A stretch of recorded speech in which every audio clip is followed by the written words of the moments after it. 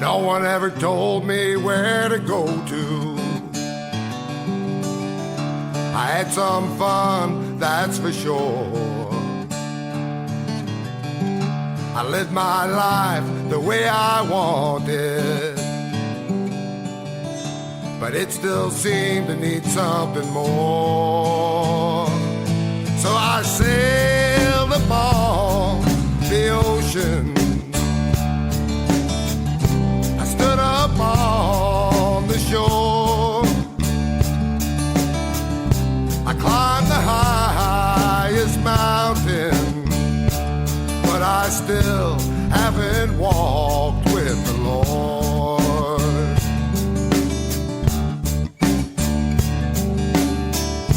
I've done some things I'm not so proud of.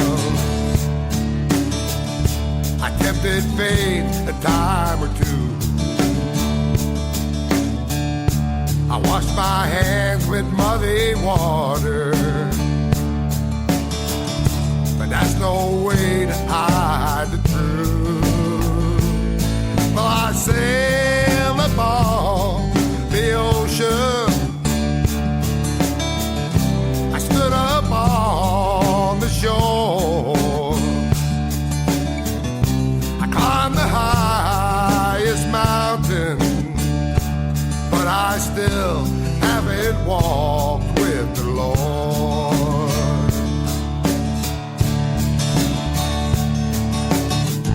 Now lead the way, and I surely will follow, so that someday I may be free.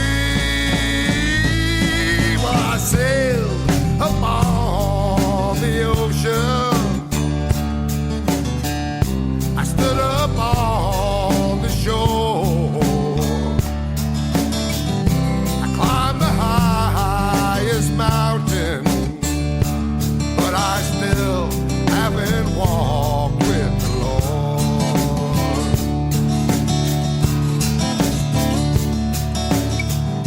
Well, I've been down and hit rock bottom. I had my friends to carry me. I pushed it way past the limit. That's not the best place to be. So I sailed upon the ocean. I stood up on the shore. I climbed the highest mountain, but I still haven't walked with the Lord.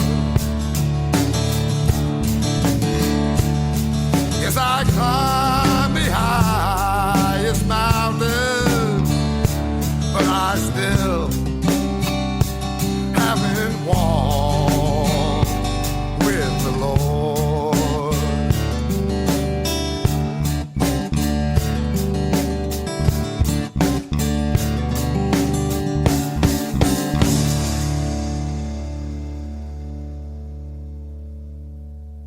Hello world, and welcome to the Wolf's Den today. Today we have Mr. Andy Lambert in the studio. Now, Andrew, how are you today, my friend? I'm fine, fantastic. Thank you. Yeah. Now, to say you've been around the music scene in Nova Scotia for a little while, that would be kind of a little bit of an understatement, wouldn't it? Well, yeah, maybe so, but not really. I've been doing it for a long time, many years, yes. Yeah. So, like, I'm 54, and I'm soon going to be 55, so I've been doing it since I was about 15 or 16. About 15 or 16. Yeah. All right. And how did you start? I started with my friend David Judo as a child. We each got Sears guitars, and we played in the basement. And, started with a pitch pipe, and he got a tuner. Eventually we could tune tight together, and started to learn songs that we liked at the time, Black Sabbath. That was my next question. So you went for the hard rock and roll. You weren't a folkie or anything? No, we were influenced by that because our older brothers had albums that were popular at the time, which were like Bad Company and Deep Purple and Okay. all that kind of stuff. So Yeah. that's the kind of music we liked at the time. Yeah. Kind of stuff I cut my teeth on. Me too. And all right, so now you and your buddy are playing guitar in the basement. Yes. All right. How long did it take you to progress from playing guitar in the basement with your buddy into a band? Within a few months, I think we had the little throw together band where your friends had drums, and another friend of ours, Bentley Burke, was a very good guitar player at that age. He had taken lessons with Jimmy White. Oh my, okay, yeah. And Jimmy was a local guy that taught lessons at the time, and we were very impressed by him. He knew all the Doobie Brothers songs with all the proper chords. Oh So, my. just like a record. I do 3-4 chords, and we saw Bentley, and he floored us how good he was. But Jimmy had been mentoring him, and yeah, But that just spurred you to go on a little spurred bit us more. to go on. So when we started playing with Bentley a lot, we had little bands and high school bands and stuff. Yeah, So what was your first, let's say, for lack of a better term, serious band? I would say probably a little collision band, which I had with David Judo and Bentley Burke, was a rock band, and we tried really hard to play well and stuff like that. And we just do coffee houses and Yeah. underage bars. And yeah, by the time we were getting out of high school, though, all of us were getting not offers to play with people, but starting to play with older guys, because inevitably you end up playing with older guys. So Well- that's where we branched out. You know, if you're talking like mid-70s and that, the music scene in Halifax then was astronomical. And the young music scene at the time, young bands, was just crazy. Yeah. You know, I mean, Sandy Road. You know, I went to school with Bruce Dixon. It was funny. Fantastic. On Friday afternoon, we'd all be going about to do our little things on the weekend, and Bruce would be booking it out the door, getting on the big green bus, and Yep. going playing with some of the biggest name bands in the Yep. in the province. Yeah, I saw him with Oakley when I was just a kid on the concert on the hill. Yeah. A free concert, and Richie, of course, standing on top of the PA speakers with the cowboy hat. Yeah. And yeah, they were fantastic players as well as fantastic music, but really good players. Yes. And Bruce to this day, of course, is number one. You know, Well, yeah. can't get any better. I'd argue with anybody that there's better, but you know, He's fantastic. You know, he's the man. There's lots of great bass players in the city, but he's definitely one for sure. you know, Andy, still in all today, there's a lot of good players from back in the day, and there's a lot of new young players. Sure is. I imagine that you've seen a lot of changes over the years. Now, we were talking before we came on the air about not only do you play, and I mean, now let's just go through a little bit of Sure. the instruments you do play. Bass primarily, a little bit of guitar, functioning guitar. You know, I also can. It helps with playing bass because you can identify the guitar players are playing by looking at their chords. Yeah. You can't hear them. And the last 4 or 5 years, I've been playing keyboards with a Thursday night jam band we have here. The Thursday Night Boys out here in Herring Cove. Yeah, we have a bunch of local guys that we play with. And, Yeah. many of us have played professionally. A couple of them haven't. But so You got that Mike Lefshus fella back there beating on the Mike drums. Lifshitz and Roy Dempsey, Alan Hollett, Bentley Burke, my childhood friend, and Yeah. Russell Tenor. And too many guitar players. Yeah. But, we play in sort of what one might call a circle, where the songs really have no arrangement, but everyone gets to take a solo if they choose to. So when the progression comes around, it's Wayne's turn, then it's Jim's turn. Okay. It's whose ever turn at the time, and if you choose to want to get better, that's what we try to do on Thursday nights. We're not playing Brown Eyed Girl and our bar band stuff. Okay. Yeah. Nice. Yeah. And so you keep up now. You have a few other bands that you Yes. play in. I play with Jamie Miles and a father and son team, the Sullivans, Danny and Will Sullivan. They're from Prospect. They have a rock band called Shaker. They were going around for a long time. Yeah. They play, the local gigs. Yeah. Anyway, AYC, the Armadale Yacht Squadron, gigs like that, one-nighters. Yeah. And they had a bass player prior to me that retired, and I guess I knew the song, so there I am. There you are. Hey, so get that guy. He knows that song. We need him. Well, Yeah. they're like to practice, and if you grew up my generation, you would have heard all of this stuff on the radio. And if you're any bass player at all, you should be able to play Creedence songs or Loverboy songs or Bryan Adams songs very quickly. Otherwise, you're wasting your time. Yeah. Yes, and a member of the Troublemakers lives just down around the corner, Michael Delafountain. He's just down the road here. Yeah.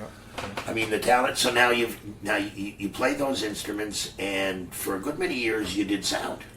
When I wasn't playing, a lot of time I'd be a sound man around town. Yeah, and really, I did Wayne Nicholson, and those guys, and many other bands. I worked for Hamlin's Audio for a long time. Oh, okay, I worked for guys that were They were on Hood Street. Hood Street, just Yeah. up the street from Certainly me. wasn't any big thing, but I did a lot of stuff. Bobby Curtola, those kind of guys. When I was with my birth parents, my birth mother, Yeah. before I was adopted, I lived about 3 houses away from Hamlin on Windsor Yeah. Street. It's a great, big, huge house now. Okay. When I lived there, it was a little tiny wee 2-story house, but Hamlin's was just down around the corner Yeah. going down the hill. Yeah. And then I lived just the next block down as a teenager. So that started because I was working there, like working in a music store kind of thing as the PA guy. And Yeah. when I wasn't playing, there was always friends of mine that needed a sound guy. And a sound guy, by the way, can make or break your band if you have a good one. Oh, if you have a good sound man, you're going to put out a good And if you survive with it's sink or swim business, if you survive and do a good job, you'll work. Yeah. But if you're awful, people know that. Yeah, it doesn't take long to figure it out. And just because you plug it in all right, that can help, and because everything works, that helps too.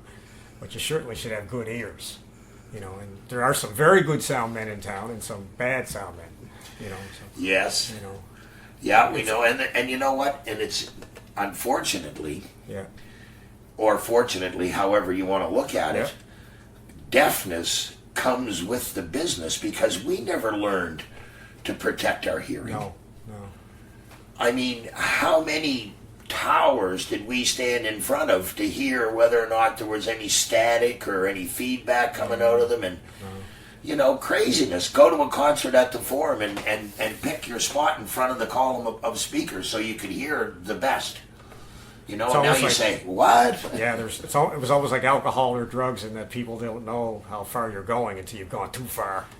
Exactly. Only And- once I was at something at the Forum, just one of these nostalgia night concerts with Oakley and those guys, and I stood really close to the bass bins, and it went, and jeez, it took my breath, Yeah. and I never had that happen ever before, but for a second, I said, Yeah. wow, I could see the power there, and I Yeah. never felt that. It was just a proximity to this really nice set of Tortec bass bands that blew my head off. I Yeah. couldn't believe it. Yeah, I had a keyboard One player. good shot, it Yeah. took my breath out like someone had punched me in the stomach.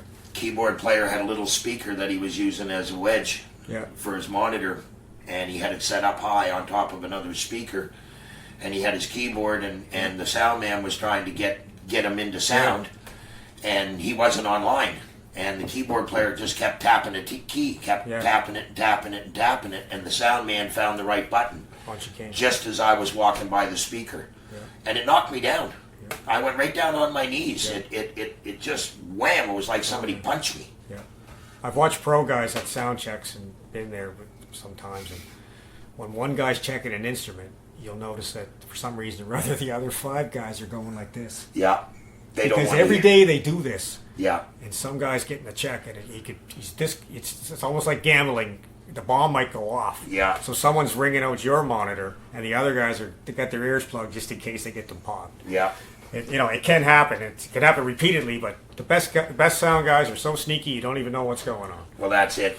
I've been lucky over the last few years to work with some really, really good Yeah. professional sound people, and it's not Couple very really often good guys. you don't hear a guitar pop or anything, which is nice. So now you went from playing, Yeah, and then you went into doing sound, yeah. and then I suppose the natural progression from there Yeah. would be recording. Yeah, that was something I got into. And ladies and gentlemen, tonight Yeah. the Wolf's Den is actually in Andy's studio. Yeah, and we affectionately call it Sadie's place because for 12 or 13 years I had a German Shepherd named Sadie. Sade we called her, that would host. Of course, everyone came and she greeted everyone like a bouncer, and everyone Yeah. growled at, and then you were in, and then you growled at the next guy. But she loved all of us, and she was part of the whole fabric of what went on around here. And a Mike Oliver CD we did here. Mike had a puppy and her, and I don't know if she ever made it to the track, but they barked and we had silence. So we used to say they were singing. But anyway, no, the place is named after her. She passed away a few years ago. Well, that's a perfect sentiment, and well earned by Sadie. Yeah. Mike Oliver, now there's a name that goes back a few years. I played with him for a long time with Yeah. Dave James, He's got a brother, Kevin. Kevin, the big, Yeah. big fellow, Big bass guy, player. Yeah, Kevin, and Chris Ann Kroll, Navon Patrick, and Rafe Wilson. He's a trumpet. Yeah. These are all STAD members. Yes. And who else? Ross Billard. Oh, Played my. Lovely all band. theirs. Mike had a very nice big horn band. Just a recreational band. We didn't certainly play for money. And we did a couple CDs. I played on one, and Mike had done a previous one. And I'm going to give Jim a couple tunes to play. It's really nice big horn band stuff. Yeah, And Dave James, of course, was a master arranger, writer, and did all the horns and everything. Yes. It was something I had never played in that world before on that level, and it's pretty nice. I loved bands back in the 70s that were horn bands. I loved Sun Machine, Yeah. Blaine Jollymore, rest in peace, my brother. I loved his music. I loved their music. Gary Bowers, again, rest in peace, my brother. You know, I mean, those are the guys that I cut my teeth on East Coast music. Titan, you know, Scotty Rogers and Rocks, and all of those guys. I mean, they were the bands that I listened to growing up. First band I ever worked with was a band called Magnum with Tony Rogers. Oh yeah. You know, and that goes back. I mean, I was in grade 7 or 8, I think, when Tony had Magnum. Little 3-piece band. You talk about loud. Oh yeah. Used to practice in his bedroom in the basement on Windsor Street, and we'd practice he'd practice at like show level in this bedroom. Yeah. So yeah, what? My parents had a lot of that too growing up. Yeah.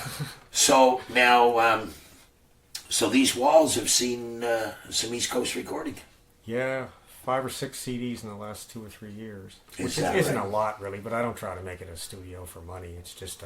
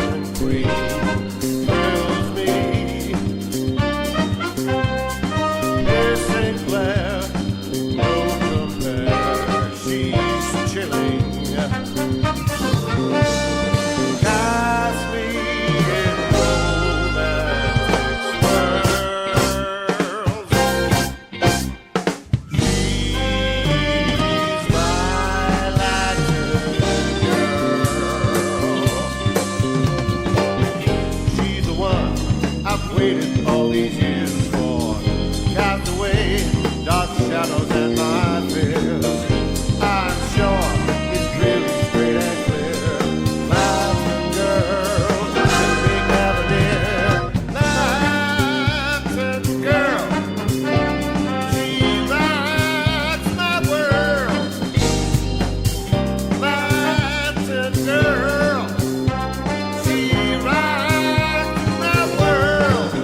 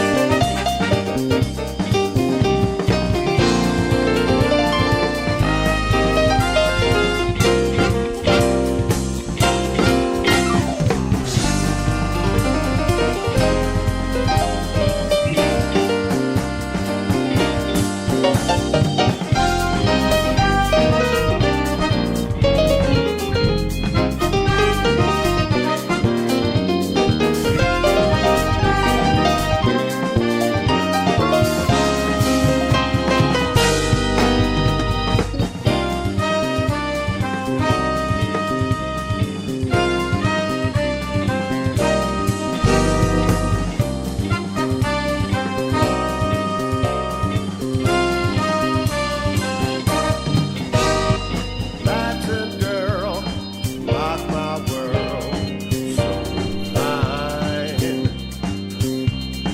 Dark and tall, sleek and strong, she's mine. I got the best in the world. She's my Latin girl. She's the one I've waited all these years for. Cast away dark shadows and my fears. I'm sure it's really straight and clear. Latin girl, with me never near. Latin girl, she rocks my world. Latin girl, she rocks my world. Latin girl, rocks my world. Latin girl, she rocks my world. Latin girl, you're the one I lost for, and you are what I live for. Latin girl.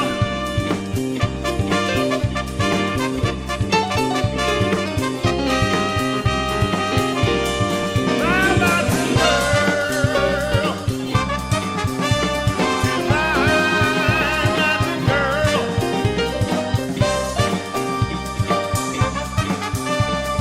my Latin girl, Latin girl, you're the one I love for, and you are what I live for, Latin girl.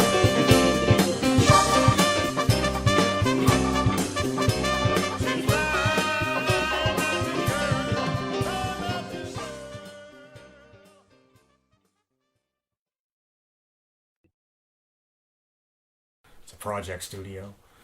You know, Andy, Quite often I just track guys too. If you Okay. have a little band and you want to come out on a Friday night, you have a few beer, relax. And usually I plug the guys in on Friday. They come back Saturday and we track all day. And by the end of that, I got some pretty good tracks. Wow. They don't have to be printed CDs, but they can just be recreational CDs. So Well- sometimes I do that. And the fact that the place is a little bit organic kind of makes people comfortable. You know? very organic and very, very comfortable. And I can got see. that old Hammond organ there that is like a fixture point when it's fire it up if someone can play it. It Yeah. works quite well. You know, Take me back to the 70s. Just please don't make me carry it up to the No, network. That's all. exactly. But that organ, just a side note, was Ross Biller contacted me one time, and he was doing some stuff for Ian James, Ian's last album, and Yes, man. yeah.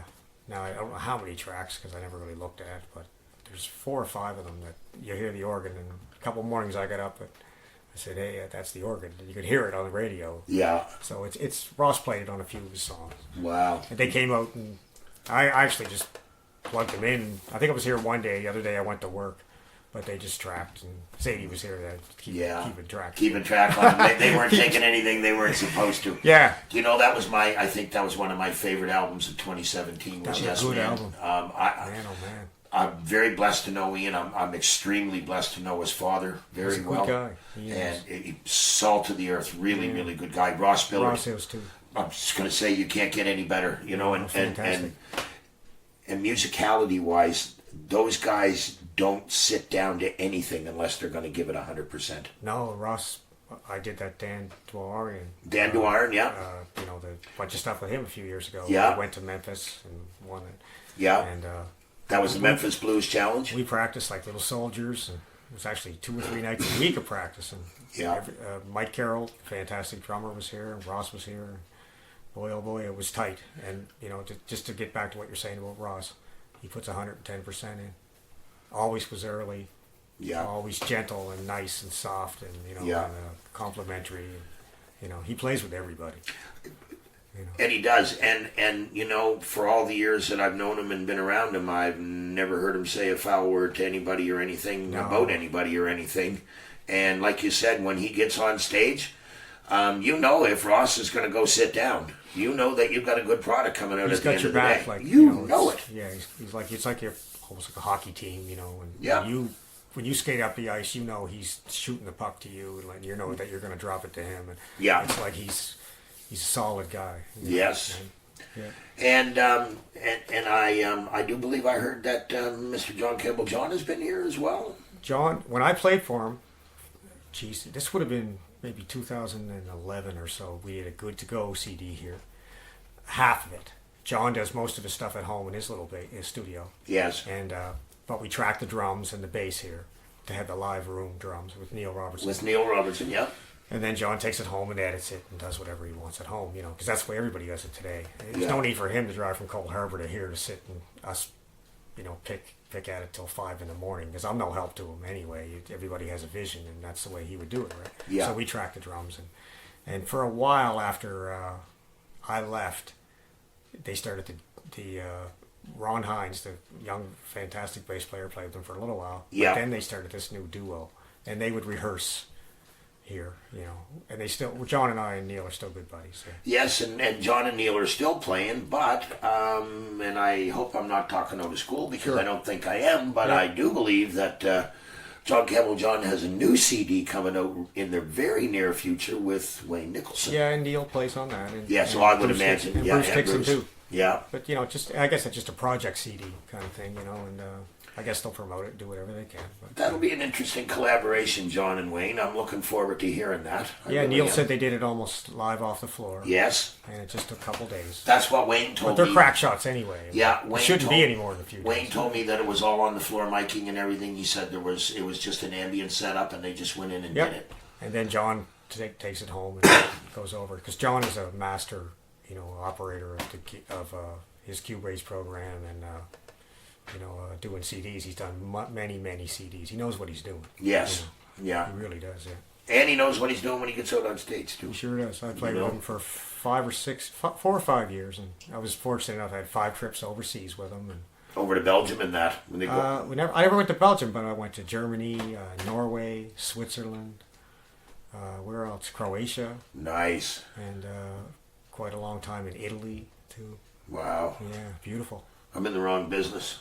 Yeah. There's no room for MCs over It there. was They work got their though. own. It was Oh work. yeah. I mean, like, because we'd get up, we'd play, go back to the hotel, and then in the morning we might have a drive that's as far as Sydney, Cape Breton, Yeah. and so we'd have to go 5 hours or something, and Yeah. boot it there, and sound check, and all that stuff, and you know, so the festivals were easy because there's a big PA. But the little bars, we often had to tweak the PA ourselves. And Yeah, going to make sure. yeah. But the people were nice, and it was always fun. And John's going over again soon, I think. Good. Yeah. Well, look, the more East Coast music that gets around the world, the better the world will be. The ocean's a big barrier. Like if it was just across the border, we'd be all playing. Well, it'd be nice if we could just go across the border and play without all the red tape and the bull that it is to try to get into the States to play. I mean, you can forget that. People that aren't from here, they don't understand why we're not darting down to the U.S. and playing. They don't understand, and I don't. And I just said there's an invisible wall here. Yeah, it's called tariffs and trade barriers. It doesn't even matter if you're not a musician. You still try to go work down there.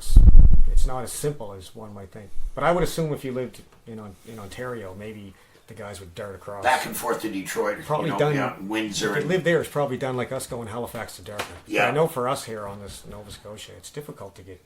Well, I have a lot of friends that live in Campobello, Maine, or Okay. Campobello, New Brunswick, and, Okay. and Lubec, Maine is right next door, and there's a lot of collaboration there. It must go back and forth. Oh, it every does day. continuously. I mean, How could you Campobello's function not, otherwise? Campobello's not big enough for a hospital or anything like that, so they have an agreement with the Americans. They can go to the American hospital and stuff like that if they don't get to St. Stephen's or whatever, right? But yeah, so now you've done. You've had John Campbell John in here. Yeah. Who are some of the other guys you've had in here? I've had E.B. Anderson and The Resolutes. I love Mr. E.B. And I did on Cold Ground, I believe the name of the CD is, and it was fantastic, live off the floor. Ross contracted me for that one. All he wanted you to do was track it. Yeah, So for those in the know, it's like you don't mix it, you just record it. yeah. So I gave him the 24 tracks. And he Ross took it did a out. really nice job Yeah. mixing it. And I, again, if it was bad, he would have told me. But the instruments should sound natural and not sound played with. Yeah. Because some guys you go to record with, you can have a beautiful snare drum and they'll turn it into something else, and you go, that's not what my drum sounds like. My idea is to try to pick it up naturally. Yeah. So you got to have good instruments in the first place. And then you need all those little boxes to make a guitar sound like a guitar. Yeah, and that's real counterproductive sometimes. Look, I'm sorry, I'm not a musician, Yeah. and I'm not knocking them, and I understand that this electronic stuff is good and everything, but it always amazes me that you've got a machine to make your guitar sound like a guitar. Yeah. Gear acquisition syndrome, right? Well, I'm at an MC, I'm at a gig and I'm MCing it, and this guy comes in with a piece of, a 4 foot by 4 foot piece of 2x4 or plywood, and it's got like 25 pedals on it. And I'm thinking, how do you even keep track? Yeah, they add up slowly, but I don't know what's a metaphor to explain that? It's like having, it's like having 10 different hammers when you only need one. I'm not saying you shouldn't have the 10 because you need a small one for one job and a large one for another, but these guys literally show up with everything. Yeah. And, that's fine too, but I've played with guys like Bruce Timmons that only has 1 or 2 pedals. Yeah. Sounds like $1 million because it's in him. It doesn't matter what guitar he uses, what amp he uses. Yes. He may say he sounds terrible, but he always sounds fantastic. Well, that's it. I've listened to guys like J.P. Cormier and Bill Elliott, and I'm sorry, but I think maybe if they got any pedals at all, it might be 1 or 2. Sometimes all that is to help the guitar sort of in the PA and out again. Yeah.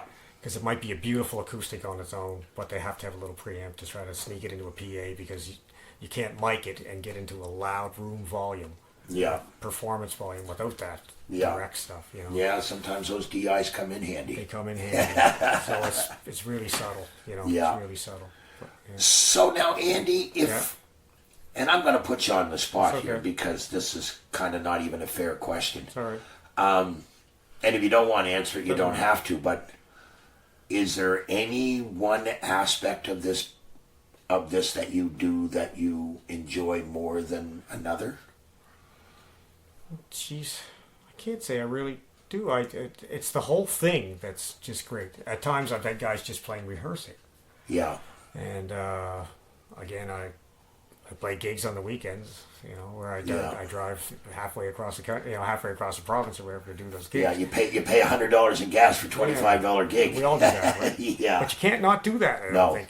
Because once you start deciding not to do that, Then you don't get a chance to you do don't it get a anymore. chance anymore. Yeah. And then, I'm 54, not that it means anything, but I've seen guys have hand failures and stuff, and I'm thinking, Yeah. I gotta keep playing because I don't want to be out and all of a sudden have a hand that doesn't work or hurt myself or something, because it could happen at any time. But it probably could happen when you're young, but when you're young, you're not conscious of that. Yeah, well, you're thinking now, if I bulletproof, break right? my arm or something, Yeah. I'll never play bass again. Really? So every gig that comes along, I generally go to.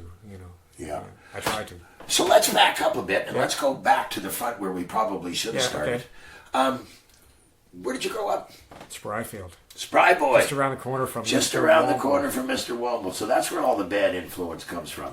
And one of my earliest memories, which may not make it to the air, is I was in grade 6, and his famous brother Tommy had the giant afro. Oh, I remember him. He looked like the brother. Cuban assassin. Yes. This is a true story. Yeah. And we were sitting at Central School, and I think it was in grade 6, and they called it Muskrat Love. That was the rumor around the neighborhood, because Tommy and his girlfriend both had the big fur coats. Okay, Muskrat coats. And watching his brother, his brother has a club Yes, I for him, remember Tommy and well, he had yeah. difficulty crossing the Herring Cove Road. And we were little kids, and we'd see these two hippies come up, and Tommy would have to really be careful that he wouldn't get hit. Yeah. And he really had to be careful. And even as a kid, I knew that, because I'd see him go, and the wind was blowing with the big afro, and they said, that's Tommy Womble. And then I heard years later that he was a fantastic guitar player. And everybody told me, but I've never even met the man. Well, I'll tell you. That was one of my earliest memories of the Spryfield older musicians. One of the very first live music events I went to was at the Halifax Forum, and our listeners are going to say, not again. One of the first bands that I saw that night was a band called Beowulf. Oh, yeah, with Tommy. And Tommy stepped up to the front, and he planted that boot. Yeah. And I learned a valuable lesson that night. Every time you see Tom Womble put that boot up forward, get ready, because there's a solo coming, and it's going to blow your mind. There was a few guys right from that neighborhood. He was one of them. Bill Wallingham. Yeah. And Dennis Simkin. And I'm taking from the Spryfield and Purcell's Cove. Jackie Harris. Jackie Harris, yeah. These guys didn't just play. They really played. They were the real thing. Yeah. And they were only young men in the real thing, like 20 years old. Yeah. They played like someone that played for 100 years. Unbelievable how good they were. And, Jackie Harris. Unbelievable. It's just incredible. Yeah. No one could replace him. No. That guy was on. It was unbelievable, his creativity. Yeah. That's not just playing a shuffle and saying you're good at a shuffle. Like, he could create stuff. Unbelievable. Yes. And Bill Wallingham was a master guitar player at 17 or 18 years old. It's almost like they just got it overnight, and flute. Yeah. Yeah. And it's funny because guys that like that are like that. Yeah. I mean, for example, the Hutman brothers. Fantastic. Excellent musicians, great songwriters. One of them's a fantastic carver, and I think the other one's a painter. Or maybe the same guy does it all. I can't remember. They're the kind of guys who play on a desert island if there's nobody around. Yep. You might get bored with the guitar and throw it down, but these guys would play. No, Bill would have a guitar with one string left. He still would have been playing it. Yeah. It's really strange. Yeah. And he had a way as a kid, because I was kind of one of them. He could bring you over and get you to just pedal one note, which means go bump, bump, bump, bump, and then hit here and hit there. And before you know it, you were inspired to play. Teaching you bar chords. He'd play, just one note. Just one on note. the bass or something. You could have you pedaling on the bass in 2 minutes and then play this and play that. And next thing you know, you were involved in something that was way beyond what you would even imagine. Yeah, all my Very friends gentle, said, eh? All my friends said, give me that guitar back. Your fingers don't move. Give me that. Oh, yeah. Which was kind of a drag. Well, those guys had a lot of, like today you have YouTube and all that. And I don't know where they got where they got all their, information, because a lot of it, I guess, was given to each other and slowing down records, learning songs. And Yeah. Jimmy White, the Richie Oakley story was those two guys hooked off school in junior high to go downtown to Silverman's Music to look at a Stratocaster in the window. And the next day they went back to school. They both were caught. And the principal sweated them out. And Jimmy lied and said he was sick. And Richie told the truth and said they went for a guitar. But anyway, that's nothing to do with the story. But Jimmy could play bebop jazz, and like he had went to Berkeley or something. He still plays like that.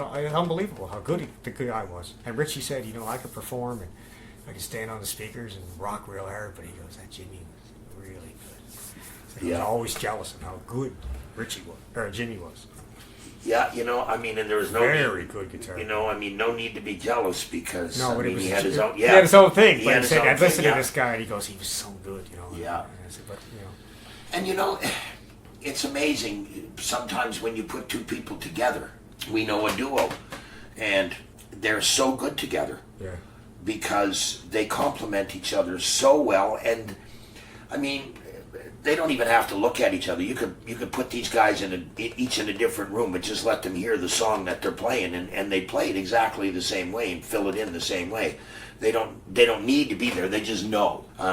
So now, Andy, I asked you if there was any one particular thing that you'd rather do than any, and you pretty much said no. You like it all. no, I like doing bass playing and recording. Yeah. I don't like getting bogged down in the quagmire of mixing all the time. Not with someone next to me. There's nothing wrong with that, but you can drag it out. It's kind of like having a pizza in the oven. Sooner or later, you got to pull it out. You got to throw it out and say, "Here it is." Yeah, it's done. But if you're gonna if you're gonna wait a year for that pizza, Yeah. it's gonna be probably pretty good, but it ain't gonna be any better than if you took it out a week earlier, or a day. It's just that's my philosophy. I don't have to critically mix for years on end. It doesn't get me anywhere. And we've had this discussion with other musicians in the den about that. Is like, Yeah. when is it done? Yep. Right? Because no matter who I've talked to that's just put out a CD, and I ask them, "Are you happy with it?" Yes. They say yes, but I would have liked to have done this, or I wish I would have done that. I think it's the nature of the beast. If you build a house, which I work on every day as a carpenter, you might not be happy with your bathroom, but it's so many details involved with that house. 10,000 pieces. There's Yeah. no way that every one of them is going to be right in a row. And that's what your CD. When I play bass, I play a song. I play whatever, how many thousand notes in a song. Well, you know what? A few of them, I missed the rubber ducky. You know what I mean? Like, Yeah. it's really quick. You don't notice. No one else notices but me. But I'm mad. But what I'm saying is, life is percentages, and I realize if you do a CD, it's got to be a little thing you're not. There's got to be something in there you're not going to be Doesn't matter happy what you with do. at the You end drive of the home, day. you can criticize your drive home. You're going to find something wrong with how you drove home. There's always something. But I'm a firm believer that if you look on that drive home, you're going to find a little gold nugget too. That's right. That's what I say. That 99.9% outweigh that little problem, that little irritant. I'd rather have that little tiny wee one little gold nugget than a whole big bunch of bad ones. Yep. I'll take the one little good one. Thank you. Used to play in a big bar in Dartmouth with Richie and John Snyder from Fandango, and we had a band, Bryson Kernick, that they played for many years in the country circuit. If there was one complainer in this room, the bar manager or owner would go over and say, "Hey, buddy, here's your $10 back," Yeah. because that guy would cause so much trouble. Yeah.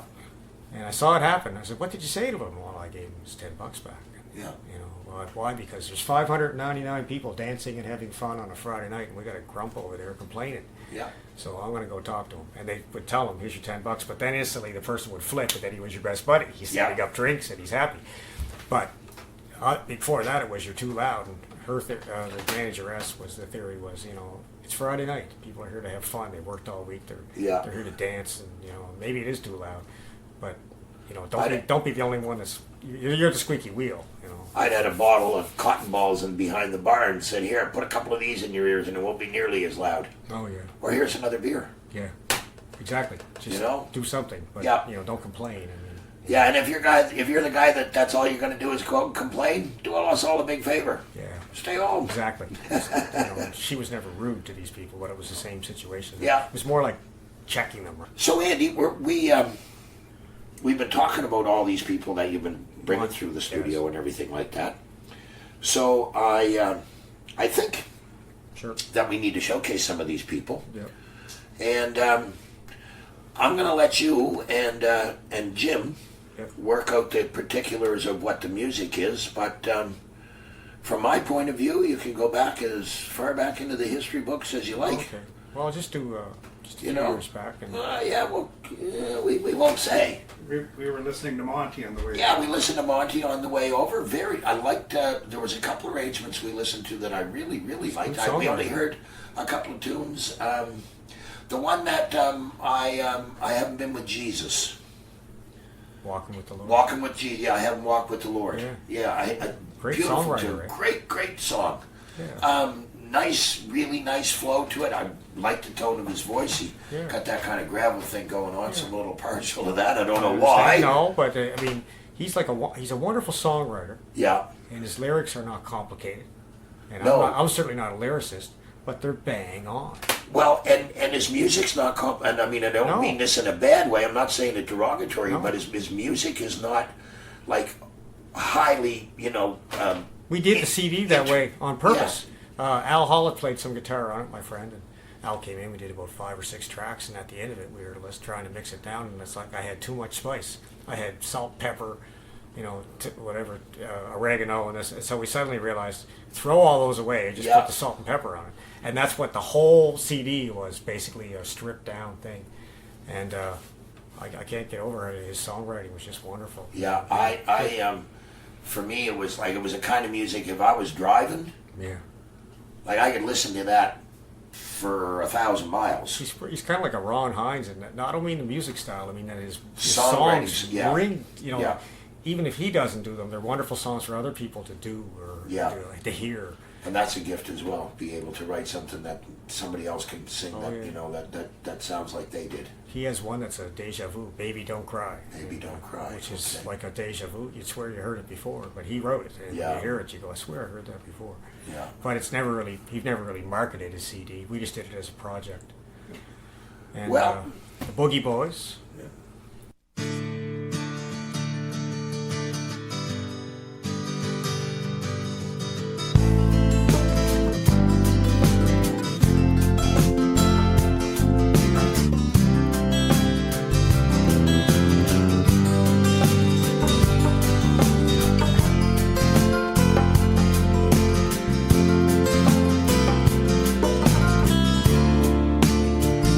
Talked of the whole days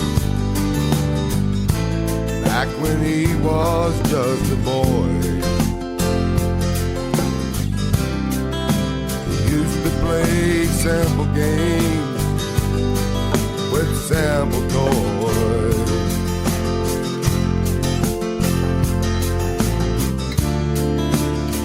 He said she was a young girl when he first went away. All he thought of was leaving, didn't want to stay, no. She had feelings for me, but I didn't know. My country called for me, I just had to go. Life was passing by, but I couldn't see that love is the answer to everything. So take me to a place, take me to a space, take me to a place where there's no time, no more time. He said he did some sailing before and after the war. He always thought that he needed a little something more.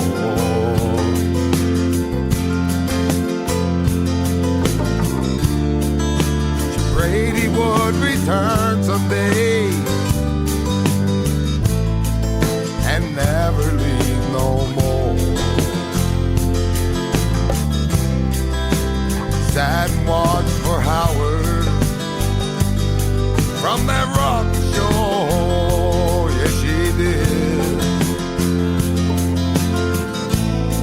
She had feelings for me, but I didn't know. My country called for me, I just had to go. Life was passing by, but I couldn't see that love is the answer to everything. She had feelings for me, I didn't know. My country called for me, I just had to go.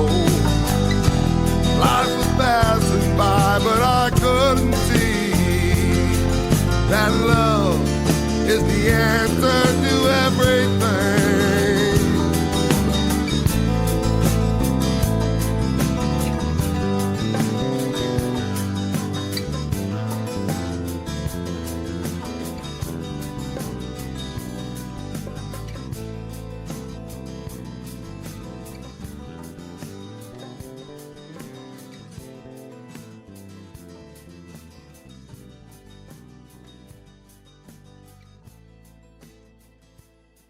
Whole lot of troubles going down, troubles going down.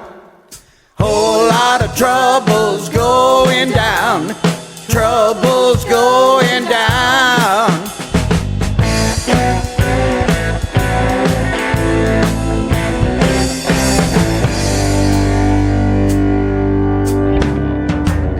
Need to go from this place, lose some things along the way. Here is the one place I can't be found. Trouble's going down, yeah.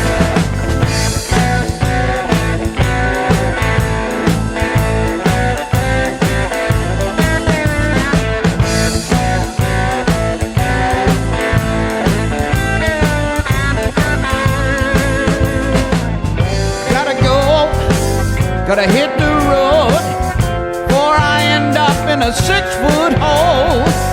My whole world turned upside down. Trouble's going down. Whole lot of trouble going down. Something I just don't need. When everything goes wrong, trouble's going down.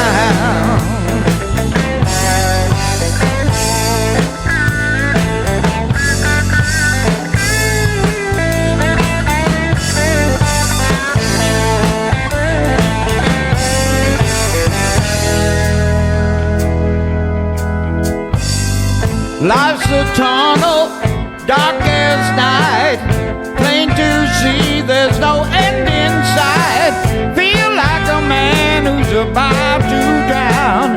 Trouble's going down, yeah.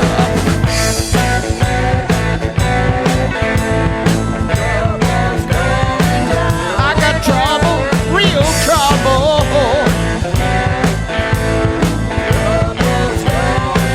Got so much trouble.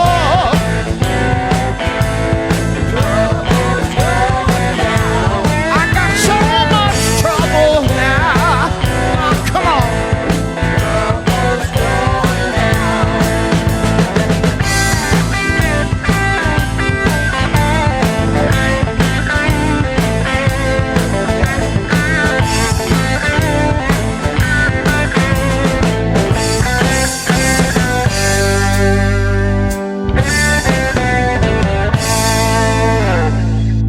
Gordy Thomas. Boogie Boys. Yeah. Who are the Boogie Boys? Who were they? Yeah. You know, we could go on probably for like another 5 days about the music from the 60s and the 70s that was in the city. Yeah. You know, Andy, I want to thank you for stopping in today because I think it's really important that the people around here get to know who the musicians are that have been around. And unfortunately, you know, in a lot of instances, if the guy's name is the name of the band, then he's the guy that gets the, you know, the allocates. A lot of times you never hear about the drummer or the bass player or the keyboard player. You hear about the front guy and that's all. Yeah. But what people don't understand is that a lot of those people that are standing behind that front guy, there's a lot more to them Yeah, than just the bass player. I used to describe to people that in every city there's about 50 musicians at any given time that are guys that are playing all the time. Yeah. And when the bars were more busy, 3 nights a week, guys like myself and Ross Billard and Bruce Dixon and all those guys, I mean, that's heavy names, but I mean, they were all playing all the time. Yeah. So those 50 guys, doesn't matter where you go, Guatemala, whatever, you know, I mean, any little city you go to, Yeah. anywhere, Sydney, Cape Breton, there was 20 guys at every Saturday night. You Yeah. see that same guy And he was playing all the time. Yeah. And I was one of those guys. Jim's brother was one of those guys. Yeah. Gordy Thomas was one of those Yeah, guys. Gordy, you know. Gordy would have a calendar. If there was 52 weeks in the year, he could have had 70. Yeah. He never, ever was off. And you know, you're right. It's the same today. People who make it their business Yeah. to work Yes. will work. Yes. People who complain that there is no work or there is no business won't. Yes. I have no time for the people that say there's cliques and all that. You know what? It's not cliques. What it is, it's just friends. I call my friends. And there's always a group of people, and people say there's a clique. You know, they don't call me or something. You know what? Do you They don't call them? you because I don't call them either. Every now and then I ride into these guys, or they'll play drums or something I'm in, or I'm there, and I can leave and say, well, I hope they call me. But I'm not in their group of friends that they play with all the time. So I got called, and yeah, I did my job. But, you Yeah. know, I don't expect to get called again unless they need me. It's not like I'm going to be called every Friday night. And there's convenience, too, which just sounds really lame, but there was a young musician here the other day, my friend Max Belfountain. His father's Dave Belfountain. Max is going to NSCC taking music. He came here with his father driving, and he's always asking me questions. And I said, Max, good thing you're getting the car, man. I said, why? Because I don't want to play with anybody. I got to drive to pick up. And that's what, you know, I've had that years ago that was thrown at us, that we had a wonderful guitar player with the country rock band Fandango we were going to get, but he had no car. And my vote was, he's got no license, no car.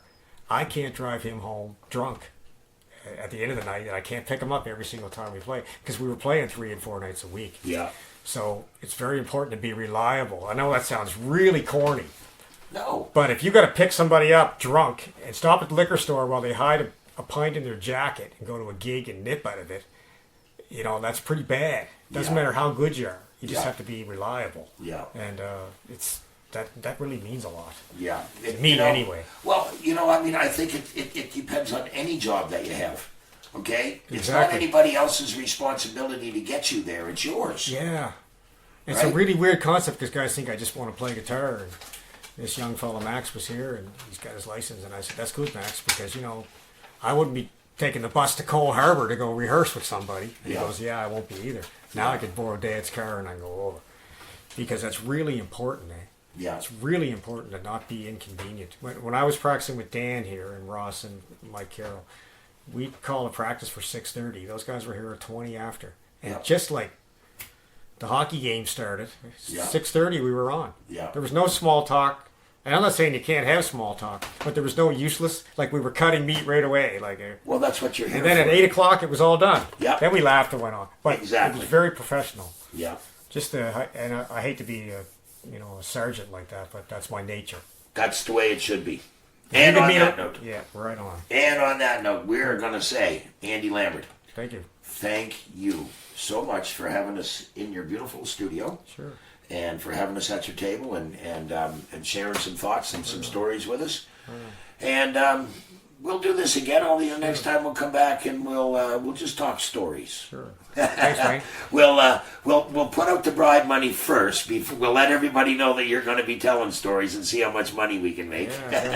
And we'll bring a couple of players. Yes, and we'll bring a couple of players with us the next Sure. time we come. Yeah, for sure. Yeah, thanks, Jim, and thanks, Wayne. Not a problem. Thanks. I appreciate you guys coming. Well, we certainly do appreciate having you here. Ladies and gentlemen, as we always say on the Wolf's Den, get out and support live music. It's the only way it's going to survive is if you get out there and pay your $5 or $10 to go in. You can give up one of those Starbucks coffees a week to go to a live show to help a real person that could use it and that will entertain you a lot better than a cup of coffee. And you know what we always say here on the Wolf's Den, ladies and gentlemen? Please, please, please be kind. Be nice to one another. It really and truly doesn't take a whole lot to do it. Don't be a meanie. And always, always, always hug the ones you love. Love you, Clifford.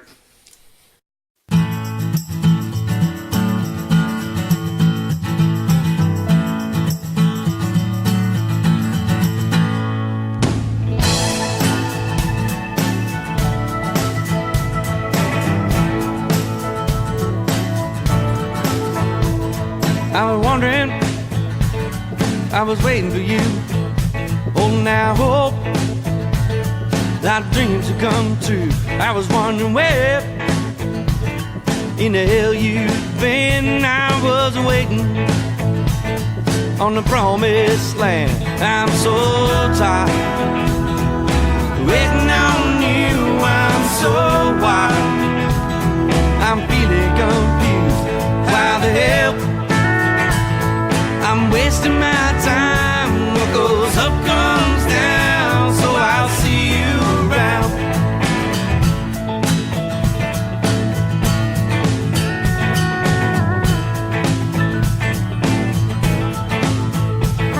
Started walking towards the Lower East Side. I could have hopped the train, but I needed time, so I stopped for a drink.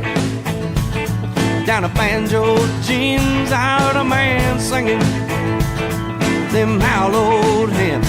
I'm so tired of waiting on you. I'm so wild, I'm feeling confused. Why the hell I'm wasting my time? What goes up comes down, so I'll see you around.